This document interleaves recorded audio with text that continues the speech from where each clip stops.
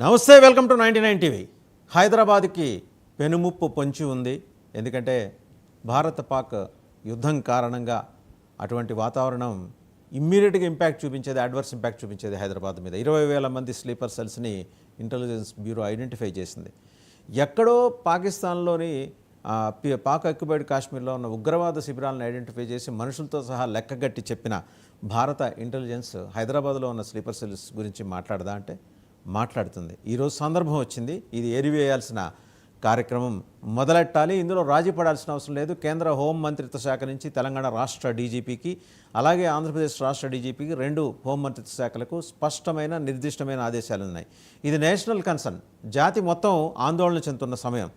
మీ మీ ప్రాంతాలలో పాతుకుపోయి అక్కడి నుంచి వచ్చిన పాక్ జాతీయులు ఈ టెర్రరిస్ట్ మూకలకి స్లీపర్ సెల్స్గా పనిచేస్తున్న వాళ్ళందరినీ ఆల్రెడీ ఆ లిస్ట్ ఐబీ దగ్గర ఉంది. ఒకవేళ ఇక్కడ పోలీస్ డిపార్ట్మెంట్స్ ఇన్నోసెన్స్ ప్లీట్ చేసినా, అమాయకత్వం ప్రదర్శించిన అబ్బే అలాంటిది లేదన్నా వాళ్ళ దగ్గర లిస్టుతో సహా ఉంది. ఐబీ దగ్గర లిస్ట్ ఉంది. ఆ లిస్టుని, చాలా కాన్ఫిడెన్షియల్ లిస్ట్ని కేవలం టాప్ డిగ్నిటరీస్కి మాత్రమే షేర్ చేసింది. ప్రభుత్వంలో మరి ముఖ్యమంత్రి తర్వాత హోంమంత్రి తర్వాత డీజీపీ అండ్ హోమ్ సెక్రటరీ, రెండు తెలుగు రాష్ట్రాలకి, ఆంధ్రప్రదేశ్ అండ్ తెలంగాణ, ప్రత్యేకించి ఒక్క హైదరాబాద్ సిటీలోనే 20,000 మంది స్లీపర్ సెల్స్. అసలు ఇన్నాళ్ళుగా మరి రాష్ట్ర ప్రభుత్వాలు ఏం చేస్తున్నాయి? ఎవరి కోసం అంటే మైనారిటీ అపీజ్మెంట్. ఎవడో వస్తాడు, రోహింగ్యా రూపంలో వస్తాడు, వాడు స్లీపర్ సెల్గా ఇక్కడ పాతుకుపోతాడు. లేకపోతే వాళ్ళ తెలివితేటలు ఎట్లా ఉన్నాయంటే పాకిస్తాన్ నుంచి టెర్రరిస్ట్ మూకలు వీళ్ళని పంపించడం వయా నేపాల్ పంపిస్తారు. నేపాల్లో కొన్ని రోజుల నుంచి నేపాల్ సిటిజన్ లాగా చూపించి, అలాగే పక్క నుంచి వేరే కంట్రీస్ నుంచి, యూరోపియన్ కంట్రీస్కి వెళ్ళి అక్కడి నుంచి డేవిడ్ హెడ్లీ అనేవాడు మనకి తగులుకున్న డేవిడ్ హెడ్లీ అనే దరిద్రం అలా దిగుమతయింది. తవహూర్ హుస్సేన్ రాణా అలా దిగుమతయినోడే. అతను ఏకంగా అయితే పాకిస్తాన్ ఆర్మీలో డాక్టర్గా పనిచేశాడు. అండ్ ఇవి కాక ఇంగ్లాండ్, యుఎస్ రెండు చోట్ల కూడా డేవిడ్ హెడ్లీకి అలాగే తవహూర్ హుస్సేన్ రాణాకి ఏజెన్సీలు ఉన్నాయి, ట్రావెల్ ఏజెన్సీలు ఉన్నాయి. వాళ్ళు మొన్న పట్టుబడ్డప్పుడు దొరికిన సమాచారం ఇది. తవహూర్ హుస్సేన్ రాణా, పైగా అతను తవహూర్ హుస్సేన్ రాణా ఏమంటాడు, అమెరికన్ సుప్రీంకోర్టు ముందు భారతదేశానికి పన్ను పంపిస్తే అక్కడ చిత్రహింసలు పెడతారని. అరే భాయ్, నువ్వు బొంబాయిలో చేసింది ఏంటి? ఆ కసబ్ అనేవాడు దొరక్కపోతే ఇదంతా సాఫ్రాన్ టెర్రరిజం ఖాతాలోకి వేసేయడానికి మీరు చేసిన ప్రయత్నాలు ఎవరికి తెలియదు. అందుకు సహకరించిన అప్పటి మరి కాంగ్రెస్ పెద్దలు, ఈ రోజుకి పెద్ద ఆయన దిగ్విజయ్ సింగ్, సాఫ్రాన్ టెర్రరిజం అని వారం రోజుల వ్యవధిలో ఒక పుస్తకం రిలీజ్ చేశాడు ఆయన అప్పటికప్పుడు. ఇదంతా ముందరే ప్లాన్ వేసుకున్నారు. ప్రభుత్వంలో ఉన్న పెద్దలు అందరికీ తెలుసు ఇది. పెద్దలు కేవలం ఆ రోజు శివరాజ్ పాటిల్, చిదంబరం వీళ్ళకి తెలుసు. అండ్ హోంశాఖలో ఉన్న ఒక సెక్రటరీ స్థాయి అధికారిని, ఆవిడికి తెలుసు. ఆవిడ తాజ్ హోటల్లో కూర్చొని ఉన్నంత వరకు ఎంటర్ కాని ఉగ్రవాదులు ఆవిడ వెలుపలికి వచ్చిన తర్వాత దాడి మొదలెట్టారు. Well organised pre planned attack. అక్కడ జరిగింది చిత్రహింస కాదా, లేకపోతే చిత్రహింసకు మించిన నరమేధం కాదా? ఇవాళ ఈ తవహూర్ హుస్సేన్ రాణాని తీసుకొస్తే చిత్రహింసలు పెడతారట. అమెరికన్ సుప్రీంకోర్టు నిర్మోహమాటంగా, నిర్ద్వందంగా అతని పిటిషన్ తిరస్కరించి no he must be handed over to India అని చెప్పేసి స్పష్టంగా ఆదేశాలు ఇచ్చింది. సరే, అది తవహూర్ హుస్సేన్ రాణా కదా. హైదరాబాద్ సంగతి చేద్దాం. తవహూర్ హుస్సేన్ రాణాని అట్లీస్ట్ మనం ఐడెంటిఫై చేసాం. ప్రజలందరూ కూడా ఇతను తవహూర్ హుస్సేన్ రాణా అని గుర్తించారు. హైదరాబాద్లో ఉన్న 20,000 మందిని గుర్తించడం ఎలా? ఐబీ గుర్తించింది. ఐబీలో ఉన్న టాప్ కాప్స్ అందరికీ కూడా ఈ విషయం తెలుసు. బట్ సహకరించాల్సింది ఇక్కడున్న రాష్ట్ర ప్రభుత్వాలు. ఫెడరల్ వ్యవస్థలో రాష్ట్ర ప్రభుత్వాల సహకారం లేకుండా కేంద్రం ఒక్కటి ఏమీ చేయలేదు. బట్ ఈసారి సహకరిస్తున్నారు, సహకరించట్లేదనే అంశం లేకుండా, మీమాంస లేకుండా, శషభిషం లేకుండా నేరుగా ఐబీ రంగంలోకి దిగింది. 20,000 మంది ఏరివేత కార్యక్రమం. ఖచ్చితంగా ఇక్కడ ప్రొటెస్ట్ ఉంటుంది. ఎందుకంటే పాకిస్తాన్లో జరిగిన దానికి గాను ఆ ఉగ్రవాద క్యాంపుల్ని టార్గెట్ చేసి దాదాపు ఇప్పటివరకు చనిపోయింది 264 మంది లెక్క. ఇతమిధంగా ఇంకా ప్రకటించాల్సి ఉంది. పాక్ అధికారిక లెక్క 90 మంది మరణించినట్టు. దానికి ప్రతీకారంగా పాకిస్తాన్ జరిపిన సరిహద్దు రేఖ వెంబడి పాకిస్తాన్ జరిపిన కాల్పుల్లో ఈరోజు మనం మన జవాన్ని కోల్పోయాం, ఒక జవాన్ని కోల్పోయాం. దురదృష్టకరం, బాధాకరమైన విషయం. సో ఇక్కడ స్లీపర్ సెల్స్ని యాక్టివేట్ చేయడానికి ఆల్రెడీ కమ్యూనికేషన్స్ వ్యవస్థల్ని బలోపేతం చేసుకుంది శాటిలైట్ ఫోన్స్ ద్వారా. ఇది గుర్తించాల్సిన విషయం. మన మధ్య తిరుగుతుంటారు హైదరాబాద్లో, మనకి బాగా పరిచయస్తులాగానే కనిపిస్తుంటారు. మనం మార్కెట్లోకి వెళ్ళినప్పుడు పలకరిస్తుంటారు, ఆత్మీయంగా ఆలింగనం కూడా చేసుకుంటుంటారు. ఏమో నమ్మలేం. ఇవాళ 20,000 మంది స్లీపర్ సెల్స్ అంటే 100, 200 అంటే పట్టుకోవడం అనేది పెద్ద కష్టం కాకపోవచ్చు. బట్ 20,000 స్లీపర్ సెల్స్ సామాన్యమైన వ్యవహారం కాదు. దేశం మొత్తం మీద జల్లెడ పట్టిన, ఇంక్లూడింగ్ జమ్మూ కాశ్మీర్లో కూడా అంతమంది లేరు, ఒక హైదరాబాద్లోనే ఉన్నారు. మొత్తం జల్లెడపట్టిన ఇంతమంది ఉండరే స్లీపర్ సెల్స్. వీళ్ళు ఏం చేస్తున్నారు? లాండ్రీ షాపులు నడుపుకుంటున్నారు, చిన్న చిన్న పాన్ డబ్బాలు నడుపుకుంటున్నారు. అలాగే అందరికీ ఎక్కువ ఆశ్చర్యం కలిగించే విషయం ఏంటంటే సాదా సీదా కూరగాయలు అమ్ముకునే వాళ్ళ మాదిరి తోపుడు బళ్ళ మీద కూడా మన మధ్య సంచరిస్తుంటారు.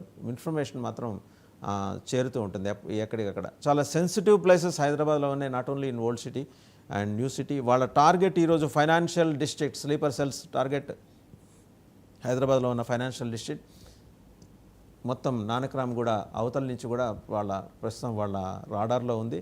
అండ్ అలాగే విజయవాడ వైపు విస్తరిస్తున్న కొత్త కాలనీల మీద కూడా టార్గెట్ ఉంది. ఈసారి పూర్తి సివిలియన్స్ ఉండే చోటనే చేద్దాము, కమర్షియల్ ఎస్టాబ్లిష్మెంట్స్ కాకుండా, వైటల్ ఎస్టాబ్లిష్మెంట్స్ కాకుండా. దానికి తోడు మిథానీ కావచ్చు అండ్ డిఆర్డిఓ కావచ్చు, చాలా సెన్సిటివ్ ఏరియాస్, బాలాపూర్ వైపు ఉన్న రక్షణ శాఖకి సంబంధించిన సంస్థలు, కార్యాలయాలు, వీటన్నిటి మీద కూడా స్లీపర్ సెల్స్ ఫోకస్ పెట్టే ప్రమాదం ఉంది. వీళ్ళని ఏరివేయటానికి తెలంగాణ పోలీస్ దగ్గర సమాచారం లేదా అంటే ఉంది వాళ్ళకి, బట్ వాళ్ళని పని చేయనియాలి. తెలంగాణ పోలీసుకి పూర్తి స్వేచ్ఛ ఇస్తే స్లీపర్ సెల్స్ని వాళ్ళు అరగంటలో లోపల తీసుకొచ్చేస్తారు. వాళ్ళంత సమర్థులు. ఎక్కడ కూడా ఈ తెలంగాణ పోలీస్ వ్యవస్థని బీలిటిల్ చేయాల్సిన అవసరం లేదు. అత్యంత సమర్థవంతమైన పోలీస్ యంత్రాంగం ఇటు తెలంగాణలో ఉంది, అటు ఆంధ్రప్రదేశ్లో కూడా ఉంది. ఆంధ్రప్రదేశ్ దగ్గరకు వచ్చేప్పటికీ గుంటూరు, కర్నూలు జిల్లాలోనే ఆత్మకూరు, అలాగే నంద్యాలలో ఏకంగా ప్రొటెస్ట్ క్యారీ అవుట్ చేశారు. ఏది మనం ఈ పహల్గాం దాడి ఘటన జరిగిన తర్వాత అందరూ దాడికి వ్యతిరేకంగా ప్రొటెస్ట్ చేస్తే పాకిస్తాన్కి అనుకూలంగా నినాదాలు చేస్తూ పెద్ద ఎత్తున ప్రదర్శన నంద్యాలలో చేశారు. ఇంతవరకు మరి వాళ్ళ మీద యాక్షన్ తీసుకున్న సందర్భం లేదు. మరోవైపు తిరుపతిలో ఒక ఆయన పేరు అంజాద్ ఖాన్, ఆయన ఏకంగా కొండెక్కేశాడు స్కూటర్ వేసుకొని. ఆయన మరి ఏ ఖాతాలో కలిపి వదిలేశారో తెలియదు. ఆయన కనీసం అదుపులో తీసుకున్న అలిపిరి పోలీసులు ఒక మామూలు పిచ్చోడు కేసు కింద ఒకటి రిజిస్టర్ చేశారు. అప్పట్లో ఈ ట్రెండ్ని సెట్ చేసింది ఎవరంటే మనకి గౌతమ్ సవాంగ్ గారని ఒక డీజీపీ ఉండేవారు. ఆయన ఏ సంఘటన జరిగినా, రథాలు కాలిపోయినా, విగ్రహాలు తలనరికినా పిచ్చోళ్ళు చేశారని చెప్పి ఆ పిచ్చోళ్ళ కేటగిరీలోనే ఇప్పటి కూటమి ప్రభుత్వం కూడా అంజాద్ ఖాన్ని పిచ్చోడి కేటగిరీలో చేసి ఆయన వదిలేసింది. ఏమో ఎవరి వెనకాల ఎలాంటి మోటివ్స్ ఉన్నాయో మనకి తెలియదు. కరెక్ట్గా మనం ఎందుకు దీన్ని డాట్స్ని కనెక్ట్ చేయాల్సి వస్తుంది అంటే, మరి అతను వెళ్ళిన రంజాన్ మాసం రోజున, రంజాన్ పర్వదినాన అతను వెళ్ళాడు కొండకి. మా తాత ఉన్నాడు, అక్కడికి వెళ్ళి నమాజ్ చదవమన్నాడని చెప్పాడు. అది సీరియస్గా తీసుకోవాల్సిన విషయంగా మరి ఎందుకనో ఆంధ్రప్రదేశ్ రాష్ట్ర ప్రభుత్వం పరిగణలోకి తీసుకోలేదు. బట్ ఐబీ తీసుకుంది, ఇంటెలిజెన్స్ బ్యూరో తీసుకుంది, అతని కదలికల మీద నిఘా ఉంచింది. అలాగని ఇమ్మీడియట్గా అతన్ని ఏం అదుపులో తీసుకోలేదు. Is very much present. ప్రశాంతంగా అతను తన పనులు తాను చేసుకుంటున్నాడు తిరుపతిలో. మరి అతని బిజినెస్ ఏంటో, అతని యాక్టివిటీస్ ఏంటో కనుక్కునే ప్రయత్నం చేయలేదు. మరోపక్క కోయంబత్తూరు నుంచి ల్యాండ్ అవుతున్నారు. ఆంధ్రప్రదేశ్కి పట్టిన దరిద్రం ఏంటంటే అన్ని వైపుల నుంచి కూడా వచ్చి అక్కడ సెటిల్ అవుతుంటారు. కర్నూలు, ఆత్మకూరు అండ్ అలాగే నంద్యాల, ఇంకా గుంటూరు సిటీ, ప్రత్యేకించి బస్ స్టేషన్కి సమీపంలోని ఒక కీలకమైన ప్రాంతం. అక్కడ అన్యులు ఎవరైనా, అంటే ప్రత్యేకించి హిందువులు ఎవరైనా వెళ్ళినా ఇమీడియట్గా ఐడెంటిఫై చేస్తారు మా ఏరియాలో వీళ్ళకేంటి పని అన్నట్టు కాన్స్టెంట్గా వాళ్ళని వాచ్ చేస్తూ ఉంటారు. మరి 20,000 మంది హైదరాబాద్లో ఉంటే ఆంధ్రప్రదేశ్లో కనీసం 1,200 మంది ఉన్నట్టు సమాచారం. వీళ్ళు ఏ ప్రమాదాన్ని, ఏ దుర్ఘటనకి వీళ్ళు ఒడిగడతారో తెలియదు, ఎటువంటి ఉత్పాతం సృష్టిస్తారో తెలియదు. మరి వీళ్ళని ఏరివేయాల్సిన బాధ్యత ఏంటి? లాస్ట్ టైం ఓటర్స్ లిస్ట్ ఒకసారి కనుక గమనిస్తే మనం ఒక శ్మశానం కేర్ ఆఫ్ అడ్రస్గా 370 మంది మరి ఓటర్స్గా నమోదయ్యారు హైదరాబాద్లో. అలాగే ఒక చిన్న టిక్కీ లాంటి ఇంట్లో 750 మంది ఓటర్లు ఎలా ఇచ్చేశారు? ఆ ఓటర్ కార్డ్స్ని రద్దు చేశారా? అలాగే వాళ్ళకున్న ఆధార్ కార్డ్స్ని రద్దు చేశారా? వాళ్ళ ఐడెంటిటీస్ని ఎసర్టైన్ చేశారా? వాళ్ళని పిలిచిందా లోకల్ పోలీస్ పిలిచి మాట్లాడాలి. లోకల్ పోలీస్ని వాళ్ళని పిలవనీయకుండా లోకల్ పోలీస్ని అడ్డుకుంటున్న వాళ్ళు ఎవరు? ఖచ్చితంగా ఇదంతా మాట్లాడాల్సిన విషయాలే. ఇప్పుడు ఇవాళ మాట్లాడటానికి టైం లేదు, డైరెక్ట్ యాక్షన్లోకి దిగాలి. అందుకని ఇంటెలిజెన్స్ బ్యూరో చాలా సీరియస్గా దీని మీద దృష్టి పెట్టింది.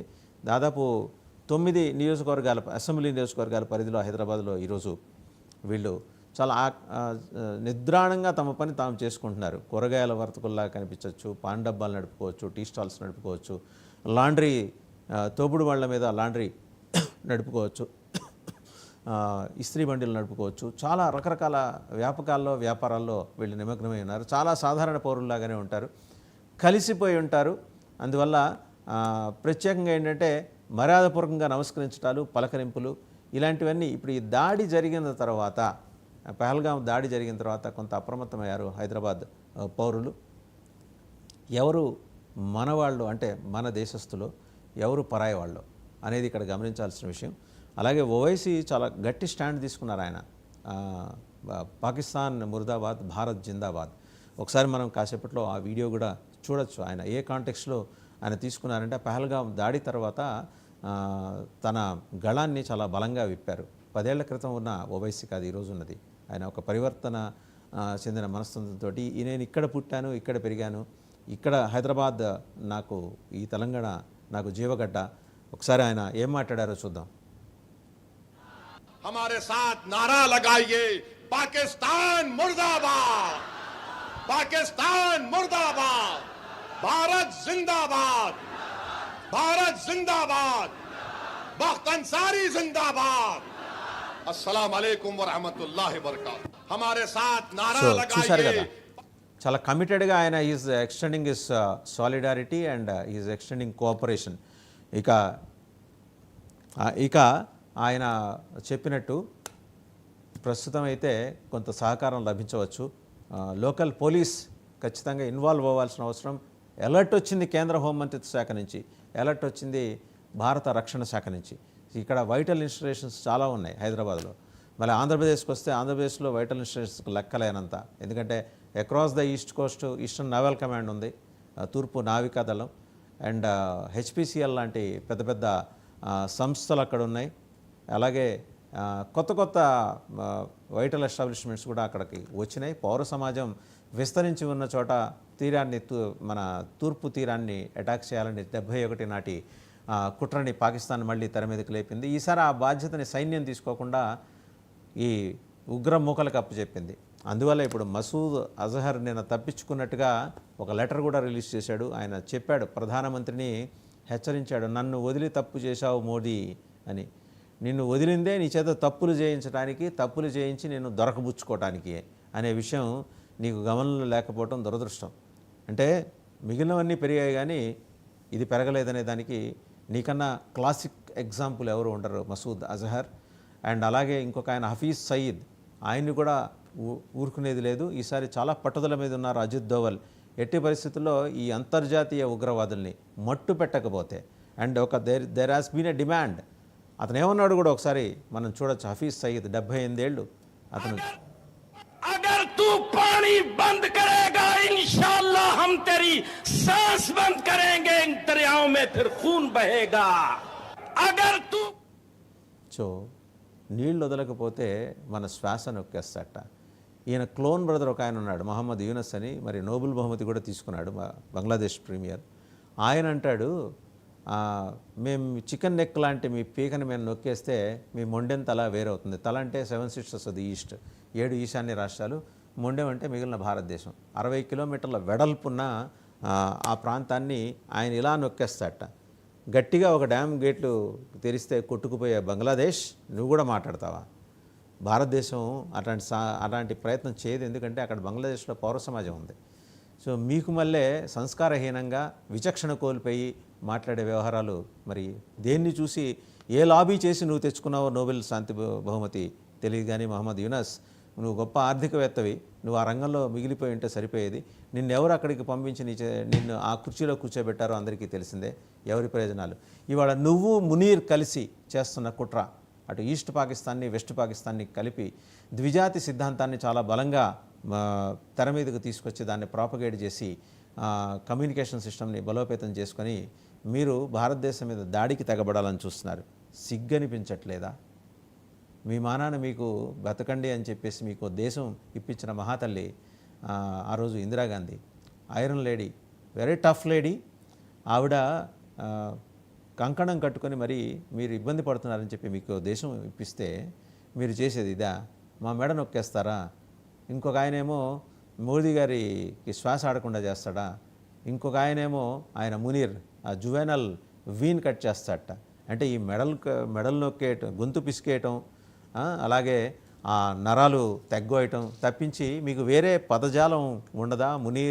మునీర్ పక్కన షేక్ ఆయన సయ్యద్ ఆసిమ్ మాలిక్ అని ఆయన కొత్తగా వచ్చాడు. ఆయన కూడా ఇంతకుముందు ఐఎస్ఐ చీఫ్, అదనంగా ఇప్పుడు నేషనల్ సెక్యూరిటీ అడ్వైజర్ రోల్ కూడా ఇచ్చారు. అంటే వీళ్ళెవరు మన అజిత్ దోవల్ గారికి ఆ స్థాయికి సరితూగే మనుషులు కాదు, చాలా చిన్న స్థాయి ఆఫీసర్స్. ఈవెన్ వాళ్ళకున్న బెటాలియన్ కమాండర్ స్థాయి కూడా కాదు అతనిది. సరే, మళ్ళీ అదొక కుట్రపూరిత దేశంగా క్లెయిమ్ చేసుకుంటున్న ఒక పెద్ద ఉగ్రవాద క్యాంప్ అది.